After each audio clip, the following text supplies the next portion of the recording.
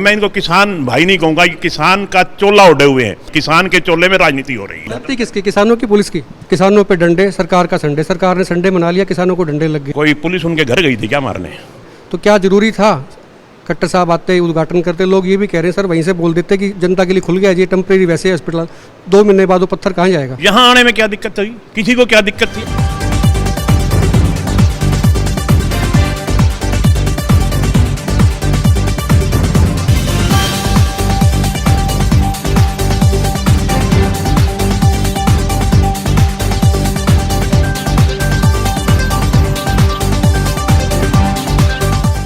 नमस्कार, एक मत पोस्ट में आपका स्वागत है। मैं हूं सर्वेश कुकरा। इस वक्त मैं हांसी के तेग बहादुर स्कूल में हूं और हांसी का एक परिवार है, कड़ियों वाला परिवार के नाम से इसको जाना जाता है, और उनके युवा हैं प्रतीक गोयल। इन्होंने आज 10 ऑक्सीजन के सिलेंडर ये डोनेट कर रहे हैं। दरअसल विनोद बेहना हांसी के विधायक हैं, यहाँ पर हैं एसडीएम साहब डॉक्टर जितेंद्र अहलावत यहाँ हैं, इनको ये डोनेट कर रहे हैं। इनकी इच्छा थी कि जिस वक्त कोविड चल रहा है और मारामारी हो रही है ऑक्सीजन के लिए, तो कम से कम शहर के लोगों को दिक्कत ना आए, इसलिए प्रतीक गोयल की तरफ से 10 सिलेंडर आज ये भेंट किए गए हैं, डोनेट किए गए हैं बेहना साहब की मार्फत। इनको किए गए, जिनको भी ज़रूरत होगी वो पूछेंगे कि किस तरह से लोग हासिल कर सकते हैं। बेहना साहब बहुत बहुत स्वागत है। सिलेंडर 10 मिल गए जी, प्रतीक गोयल ने दे दिया, तो ये लोगों को कैसे पहुँचेंगे आपसे? सर्वेश जी, सबसे पहले तो मैं आपके सभी दर्शकों का और आपके सभी श्रोताओं का धन्यवाद करता हूँ, सबको नमस्कार कहता हूँ, और विशेष धन्यवाद करता हूँ प्रतीक जी का, जिन्होंने आज ये 10 ऑक्सीजन सिलेंडर डोनेट करने का काम किया।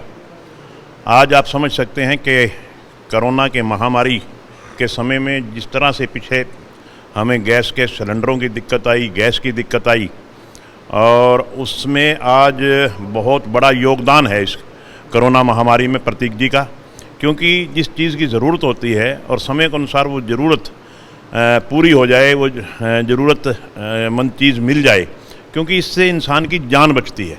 बाकी चीज़ें तो समय पे ना मिलें तो कोई बात नहीं, थोड़ा लेट मिल जाए तो भी गुजारा हो सकता है, मगर ये ऑक्सीजन एक ऐसी चीज़ है कि अगर पेशेंट को समय पे ना मिली तो वो इंसान हमेशा हमेशा के लिए परमात्मा के पास पहुंच जाता है। तो आज इस कोरोना काल के टाइम में जब अथाह मजबूरी है सारे लोगों की और ऑक्सीजन की बड़ी ज़रूरत है, कहीं ऑक्सीजन मिलती है तो सिलेंडर नहीं मिलते खाली, तो आज प्रतीक जी ने एक बहुत बड़ा काम किया है।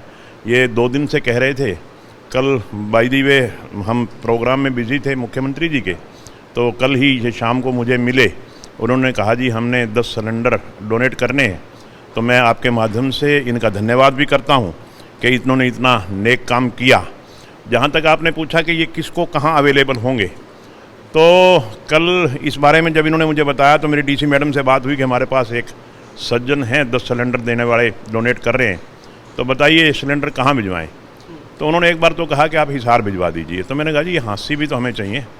तो हांसी में एसडीएम साहब मेरे साथ हैं, हम कहीं ऐसी संस्था के पास रखवा देंगे जिसके पास ज़रूरतमंद कोई भी व्यक्ति वहाँ से जाके इसकी सिक्योरिटी दे के ले और फ्री ऑफ कॉस्ट जिस संस्था के पास रखवाएंगे, सिलेंडर की गैस भरवाने की जिम्मेवारी उसकी होगी, वो संस्था भरवाएगी, वो पैसे खर्च करेगी। मतलब जैसा लेके जाएगा वैसा रिटर्न करके चले जाए, ये श्योरिटी रहेगी? ये श्योरिटी रहे कि जैसा भरा हुआ लेके जाएगा और खाली दे जाए।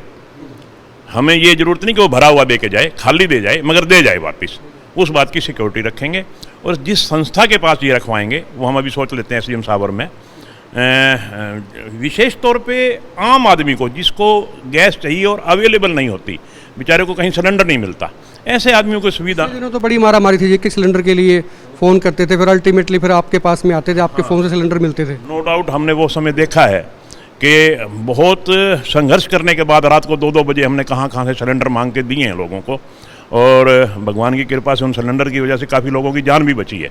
तो आज ये मैं कहता हूँ कि ये सिलेंडर एक संजीवनी का काम कर रहे हैं, और निश्चित तौर पे इन सिलेंडरों से काफ़ी फ़ायदा होगा, और विशेष तौर पे आम आदमी को फ़ायदा होगा, क्योंकि मिला के ये आम आदमी को फ्री में मिलेंगे, मतलब भर के जाएंगे, खाली दे जाना, लेकिन जैसा लेके जाएगा वो सिलेंडर रिटर्न की जरूर वो सिक्योरिटी रहेगी, रिफंडेबल रहेगी, उसको कोई चार्जेस नहीं है, गैस के कोई चार्जेस नहीं, सिलेंडर का कोई किराया नहीं है, कोई चार्जेस नहीं है, कोई सिलेंडर का किराया नहीं है, कोई गैस के चार्जेस नहीं है, सिलेंडर हम भरवा दे के देंगे, हमारी संस्था भरवा के देगी। सिर्फ पेशेंट का तो ये काम है, उसका पेशेंट का जो भी आएगा वो सिलेंडर उठा के ले जाए और खाली होते ही वो हमारा वापस पहुंचा दे, फिर उसको दूसरी बार जरूरत है फिर और भी ले जाए, हमें कोई दिक्कत नहीं है। तो एक सवाल कल को लेके भी था जी, 500 बेड का हॉस्पिटल शुरू हो गया, लोग पूछ रहे थे भी वो फ्री एडमिशन है, पैसे लगते हैं वहाँ पे, कैसे क्या होता है, कर मालूम हो तो? नहीं, जहाँ तक मेरे संज्ञान में मामला आया है कि वो सरकारी अस्पताल है, जो दूसरे सरकारी अस्पतालों में हो रहा है वही सरकारी अस्पताल में यहाँ भी होगा, और उसमें बड़े नॉर्मल से जो सरकारी चार्जेस होते हैं वो होंगे, लगभग फ्री के बराबर। मुझे ऐसा मेरे संज्ञान में आया है मामला। तो वहाँ बहुत मैं तो मुख्यमंत्री जी का धन्यवाद करूँगा आपके माध्यम से कि इस कोरोना काल में मात्र 20 दिन में 500 बेड का अस्पताल तैयार करना 28-29 करोड़ रुपए की लागत से, और वो हिसार में उन्होंने ये जो उपहार दिया है, मैं समझता हूँ कि हम सब के लिए, हमारे इस इलाके के लोगों के लिए बहुत एक संजीवनी की तरह काम करेगा। जैसा कि आप अपने मुखारबिन से कह रहे थे कि पिछले दिनों बड़ी मारी रही, और आज भी मैं देख रहा हूँ, सुबह उठते हैं आज पब्लिक को कोई काम नहीं हमारे से, सिर्फ एक काम है कि कहीं बेचारे बेड मांग रहे हैं, कहीं ऑक्सीजन मांग रहे हैं, कहीं इंजेक्शन मांग रहे हैं कि फलाना इंजेक्शन दिलवा दो जी। तो फिर भी भगवान की कृपा है, अब कुछ कोरोना मैं समझता हूँ कम भी हुआ है, और आहिस्ता आहिस्ता आप सब के सहयोग से ये सब कम होगा और कम हो जाएगा जी। साथ की सवाल एक और भी था जो हॉट इशू है, किसानों पे डंडे, सरकार का संडे, सरकार ने संडे मना लिया, किसानों को डंडे लग गए, तो क्या ज़रूरी था? खट्टर साहब आते उद्घाटन करते, लोग ये भी कह रहे हैं सर वहीं से बोल देते कि जनता के लिए खुल गया जी टेम्प्रेरी वैसे हॉस्पिटल, 2 महीने बाद वो पत्थर कहाँ जाएगा? सर्वेश जी, ये सिर्फ और सिर्फ अपने अपने सोचने की बात है। मुख्यमंत्री जी ने कोरोना काल में अपनी जान जोखिम में डाल के यहाँ उद्घाटन करने का काम किया। सर जान जोखिम तो वो दिख रही थी, वो वहाँ तो 2 गज की दूरी और जो मास्क की दूरी का जो सिस्टम था वो था ही नहीं उन लोगों ने। मैं जब भी कोई ऐसा फंक्शन होएगा तो 2 गज की दूरी रखना बड़ा असंभव सा लगता है, और मुख्यमंत्री जी का प्रोग्राम है, और मुख्यमंत्री जी को भी ये पता होता है कि ऐसे समय पर जब आप जाओगे तो डिस्टेंस बढ़ नहीं पाता। उसके बावजूद वो आए, क्या करने आए? तो उसको सर जान जोखिम बोलेंगे या फिर ईगो बोलेंगे, या ये बोलेंगे कि देखिए चैलेंज, मैं तो आना ही था, मैंने आके दिखा दिया? अरे मुख्यमंत्री जी ने कितनी नम्रतापूर्वक दिखाया, 2 बजे का टाइम देके 10 बजे, ताकि टकराव ना हो, किसी का कोई वो ना हो। 11 बजे आके चले गए। जब वो चले गए उसके बावजूद भी हमारे किसान भाइयों ने, मैं इनको किसान भाई नहीं कहूँगा, कि किसान का चोला उड़े हुए हैं, सही मायने में तो राजनीति हो रही है, किसान के चोले में राजनीति हो रही है। नहीं तो मुख्यमंत्री जी उद्घाटन करके चले गए, उसके बाद रह क्या गया था? कुछ भी तो नहीं रहा था। फिर क्या जरूरत थी वहाँ तोड़ फोड़ करने की, बैरिकेड तोड़ने की, पुलिस से टकराव करने की, क्या जरूरत थी? जब मुख्यमंत्री इनको पता चल गया कि मुख्यमंत्री जी चले गए, गलती किसकी, किसानों की, पुलिस की? ये तो चशमदीद गवाह आप जैसे लोग बता सकते हैं। मेरा तो एक मकसद है कि मुख्यमंत्री जी 11:30 बजे निकल गए, उसके बाद बैरिकेड तोड़े गए। क्या जरूरत थी बैरिकेड तोड़ने की? जब एक मुख्यमंत्री जी उद्घाटन करके, आपने अगर कोई विरोध करना था तो जब उद्घाटन होना था, जब भी उससे पहले ही तो विरोध करना था ना। वो मुख्यमंत्री जी उद्घाटन करके चले गए, उन्होंने तो इनको दिखाई नहीं कि मैं 2 बजे आऊँगा, वो तो 2 बजे से पहले ही होकर चले गए। आपको क्या जरूरत पड़ी थी? इसका मतलब एक नेक काम के लिए कोई प्रदेश का वही कह रहे थे, सो हम खत्म भी वाइंड अप भी कर देंगे, लंबा हो जाएगा। नेक काम तो सही है, लेकिन वही लोग कह रहे हैं भी नेक काम था, वो वहीं से चंडीगढ़ से बोल देते सर चालू हो गया, कोई भी आए भर्ती हो जाए। यहाँ आने में क्या दिक्कत थी? किसी को क्या दिक्कत थी? नेक काम करने के लिए आए हैं, 500 बेड का अस्पताल का उद्घाटन करने के लिए आए। तो सर यही हुई कि वो किसान घायल हो गए, बताते हैं उनकी हड्डियाँ टूट गई, कईयों की खून निकला। कोई पुलिस उनके घर गई थी क्या मारने?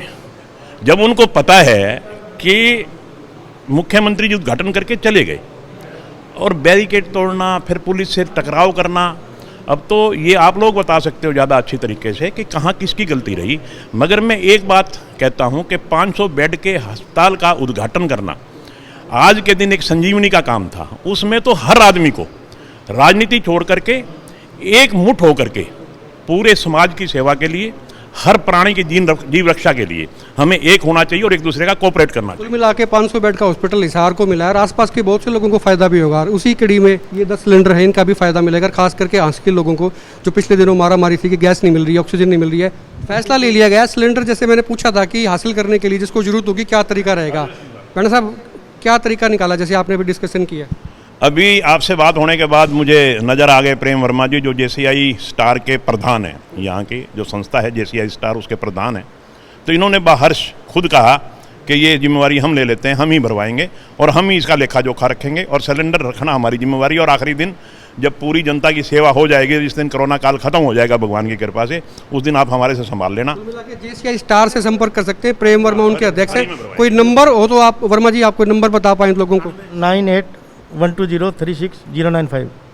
ये नंबर नीचे फ्लैश भी कर रहा होगा आपकी स्क्रीन पे, और इस नंबर पे कांटेक्ट करके इनसे संपर्क कर सकते हैं। पर्सनली मिल सकते हैं, सिलेंडर अवेलेबल हो जाएगा। प्रतीक गोयल मेरे साथ हैं, इन्होंने ऑक्सीजन के 10 सिलेंडर हाँसी के लिए दे दिए।